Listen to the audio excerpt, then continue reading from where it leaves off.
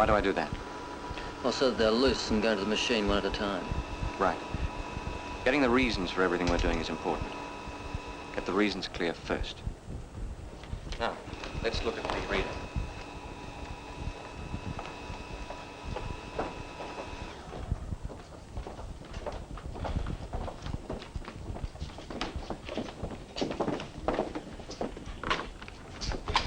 Fine. What does this machine do? Julie? Reads information on the card. But what does it do with the information? Helen? Feeds it into the computer. Right, or more exactly, the core storage. We're only dealing with the storing process so far, remember? Okay. Now, the cards go into the feeder. Watch that first card. Now, what next? Not so fast. Remember to check the receiver first. Vince, do you want to come around here? Okay, start it, please, Phil. Oh, really? That's an operator's job.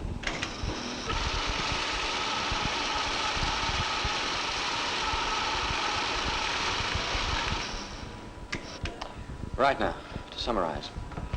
Card punching, verification, card marking, and card reading. And into the computer. Right.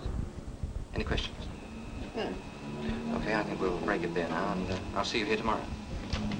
Oh, and look, would you please try and read Chapter 4 of the manual tonight, if you can?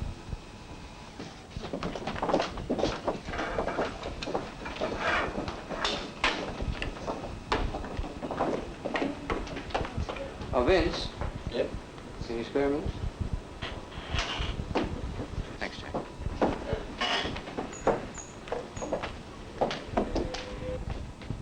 You don't seem particularly interested. I find it interesting. It is interesting, I mean, but at the moment...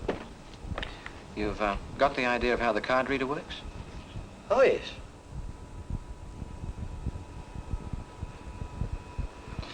Look, Vince, don't be frightened by all this machinery.